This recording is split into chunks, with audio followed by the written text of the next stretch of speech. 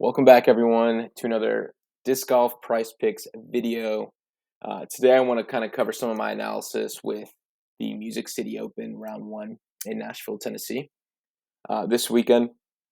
So I'm excited. I'm excited to have this back. We kind of got a couple of week hiatus from Price Picks. It seems like they won't be doing Silver Series events this year. It's really just Elite Series and majors.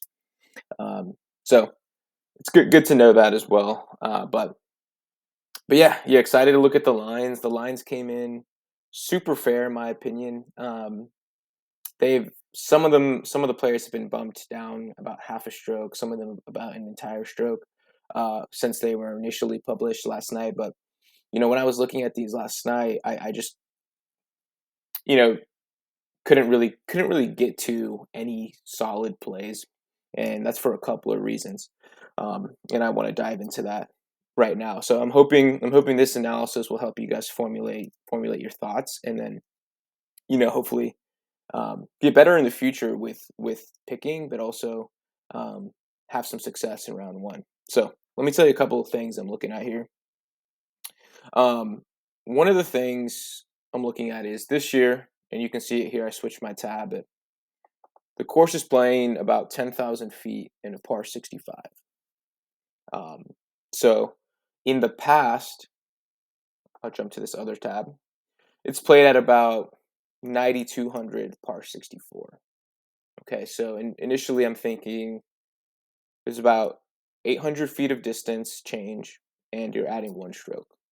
So to me, I'm thinking course is probably a little harder just from that alone. Adding the distance with no, with only one stroke, right? That means the distance is sprinkled in throughout all of these other holes. So that's my initial thought. Is it's a tad harder. I don't think it's a multiple stroke harder course, but I do think it's probably about half a stroke to a stroke harder um, than it was in the previous 2 years.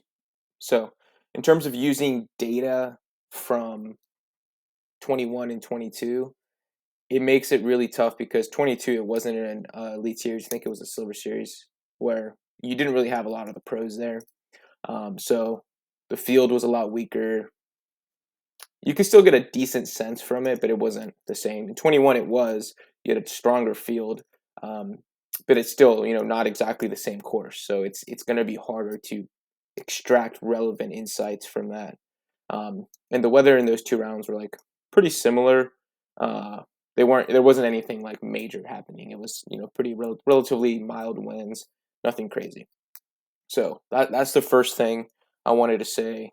Course differences, and within the course itself, it's not a completely new course. They still probably have about half the holes that they had in the past, but they've tweaked the tee pads, tweaked the baskets, tweaked some of the holes that you really want to hit. So it feels different, at least from the practice round footage that I saw. It feels like a different course, or at least it plays like a different beast. So that's the first thing. The second thing is the weather. Um, the wind seems to be like it's going to be between 8 to 12 miles per hour in that range. You really won't be able to tell until we wake up on Friday and see the forecast.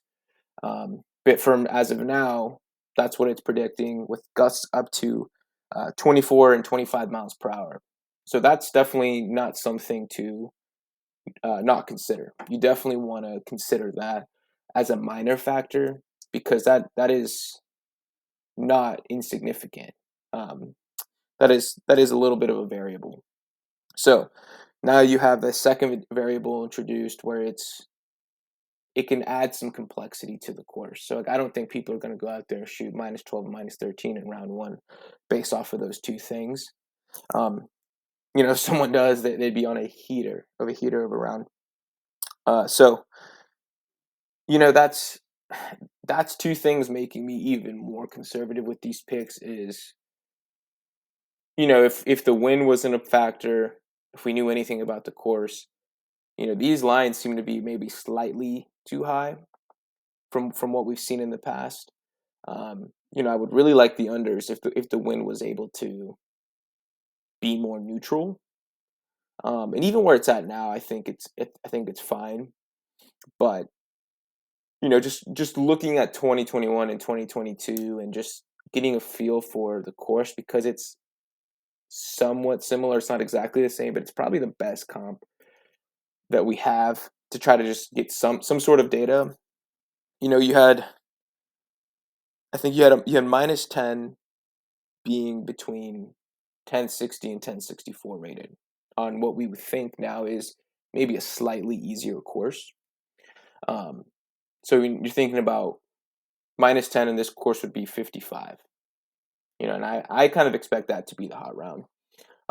So if it's about 1060 to 1064 in those years, I'm expecting that to be closer to like the 1070, 1066 range. Um, and even if it's not, like that's a pretty high margin for a lot of these uh, players to get to. So when I start thinking about -8 being in the years past, it's 1050, 1048, and that's where a lot of these players are ranked near. -8 would be 57, right? So like now we're starting to see why you see how it's so fair, right? Like Heimberg, he's been on a heater this year. He's been playing events, averages about 1050 or higher. He's at 57. So the same with Macbeth and Eagle and all of them. They're coming in extremely fair. So I'm going to stay away from, and sometimes the best bet is placing no bet, or seeing how it progresses through the FPO, seeing how the weather progresses through early Friday, and then jumping on a slip before the round starts. Sometimes that's where there's a lot of value to be had, especially when you have a course that doesn't have really any data to look at, or prior performance.